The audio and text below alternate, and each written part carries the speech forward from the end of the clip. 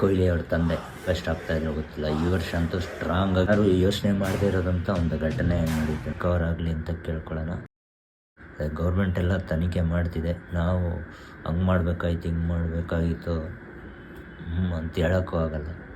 ಅಭಿಪ್ರಾಯ ಕೊಡ್ಬೋದು ಅಷ್ಟೇ, ಹಂಗಂತ ಜಡ್ಜ್ಮೆಂಟ್ ಕೊಡೋ ರೈಟ್ಸ್ ನಮಗಿಲ್ಲ.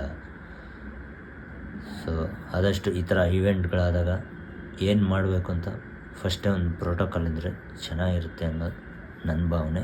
ಏನಂದರೆ ಪಾಪ ಅವರು ತಮ್ಮ ಖುಷಿನ ಹಂಚ್ಕೊಳಕ್ಕೆ ಬಂದರು, ಅದು ಈ ಥರ ತಿರುಗ್ತು. ಅವ್ರಿಗೂ ಒಂದು ಗಿಲ್ಟ್ ಆಗುತ್ತಲ್ವ. ನಾವು ಈ ಥರ ಖುಷಿಯಾಗಿ ಕಪ್ ತೊಗೊಂಡು ಎಲ್ಲ ಅಭಿಮಾನಿಗಳಿಗೆ ಜೊತೆ ತೋರಿಸೋಣ ಅಂತ ಬಂದ್ವಿ, ಇಲ್ಲಿ ನೋಡಿದ್ರೆ ಹಿಂಗಾಯ್ತು ಅಂತ ಒಂದು ಗಿಲ್ಟ್ ಫೀಲ್ ಆಗ್ತಾ ಇರುತ್ತೆ. ಏನು ಮಾಡೋಕ್ಕಾಗಲ್ಲ ಅಷ್ಟೇ. ಮತ್ತೆ ಈ ಥರ ಆಗಬಾರ್ದು ಅಂತ ದೇವರಲ್ಲಿ ಕೇಳ್ಕೊಳ್ಳೋಣ. ಸೊ ಫೈನಲಿ ಕಪ್ಪು ಬಂದಿದೆ. ನಿಮಗೆ ಗೊತ್ತು, ಇದೇನು ಸುಮ್ಮನೆ ಆಡದೆ ಬಂತು ಹಂಗಲ್ಲ. ಎಷ್ಟು ಪರೀಕ್ಷೆಗಳು, ಎಷ್ಟು ಪ್ರಾಬ್ಲಮ್ಗಳು, ಪ್ಲೇಯರ್ಸು ಇಂಜುರಿಗಳಾಗೋದೇನೋ, ಇದರಲ್ಲಿ ಮಳೆ ಬೇರೆ ಅಡ್ಡಿ ಆಯಿತು. ಇನ್ ಬಿಟ್ವೀನ್ ವಾರ್ಗೆ ಇಂಡಿಯಾ ಪಾಕಿಸ್ತಾನ್ ವಾರು, ಅದಕ್ಕೂ ಸ್ಟಾಪ್ ಮಾಡಿದ್ರು. ಹುಷಾರಿಲ್ದಿರ ಆಗೋದೇನೋ. ಕ್ರಿಷಿಯಲ್ ಟೈಮಲ್ಲಿ ಕೆಲವೊಬ್ಬರು ಇಂಜುರಿ ಆಗ್ತಾಯಿತ್ತು.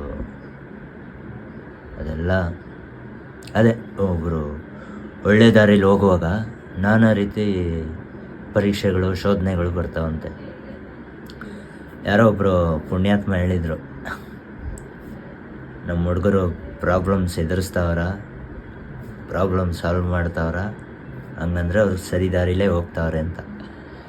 ಯಾರು ಅಂತ ಗೊತ್ತಾಗಿರುತ್ತೆ ನಿಮಗೆ. ಎಸ್, ಹಾಗೆ ನಾವು ಒಳ್ಳೆ ರೀತಿಲಿ ಪ್ರಾಮಾಣಿಕವಾಗಿ ಆಡಿ ಕಪ್ಪು ಗೆದ್ದಿದ್ದೀವಿ ಅನ್ನೋ ಹೆಮ್ಮೆ ಇದೆ, ಗರ್ವ ಇದೆ, ಖುಷಿ ಇದೆ. ಅದು ಸಾಕು. ಸೊ ಫೈನಲಿ ಕಪ್ಪು ಬಂದಿದೆ. ಇದೇ ಖುಷಿಲಿ, ಇದೇ ಹ್ಯಾಂಗ್ ಓವರಲ್ಲಿ, ಇದೇ ವೈಬಲ್ಲೇ ಇರಿ. Just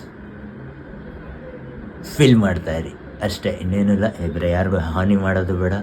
keep vibing, keep cherishing. ಆ ನೆನಪನ್ನ ಸವಿತಾ ಇರೋಣ. ಅವ್ರು ಯಾರೋ ಮಾಡಿದ್ರು ಅಂತ ನಾವು ಅತಿಯಾಗಿ ಮಾಡೋದು ಬೇಡ. ಸೊ ಅವಾಗ ಅವ್ರಿಗೂ ನಮಗೂ ಏನು ಡಿಫ್ರೆನ್ಸ್ ಇರುತ್ತೆ ಅಲ್ವಾ. ಐ ಥಿಂಕ್ ಇದು ನಮ್ಮ ಟೈಮ್, ಅದಕ್ಕೆ ಸಾಕ್ಷಿ ಇದು. So once again congratulation RCB. ಎಲ್ಲರಿಗೂ ಒಳ್ಳೆಯದಾಗಲಿ. ಜೈ RCB. Love you all.